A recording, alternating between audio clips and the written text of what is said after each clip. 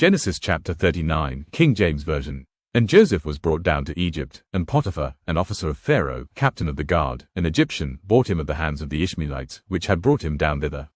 And the Lord was with Joseph, and he was a prosperous man, and he was in the house of his master the Egyptian.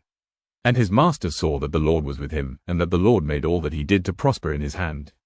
And Joseph found grace in his sight, and he served him, and he made him overseer over his house, and all that he had he put into his hand. And it came to pass from the time that he had made him overseer in his house, and over all that he had, that the Lord blessed the Egyptian's house for Joseph's sake, and the blessing of the Lord was upon all that he had in the house, and in the field. And he left all that he had in Joseph's hand, and he knew not aught he had, save the bread which he did eat.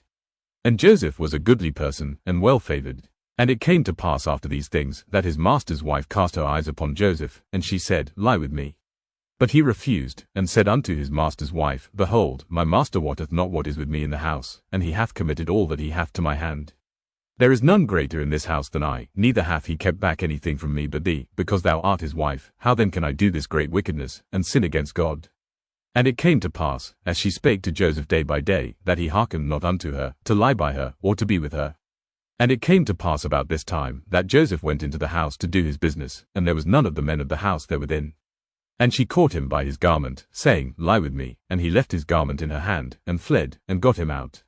And it came to pass, when she saw that he had left his garment in her hand, and was fled forth, that she called unto the men of her house, and spake unto them, saying, See, he hath brought in an Hebrew unto us to mock us. He came in unto me to lie with me, and I cried with a loud voice. And it came to pass, when he heard that I lifted up my voice and cried, that he left his garment with me, and fled, and got him out. And she laid up his garment by her, until his lord came home. And she spake unto him according to these words, saying, The Hebrew servant, which thou hast brought unto us, came in unto me to mock me. And it came to pass, as I lifted up my voice and cried, that he left his garment with me, and fled out. And it came to pass, when his master heard the words of his wife, which she spake unto him, saying, After this manner did thy servant to me, that his wrath was kindled.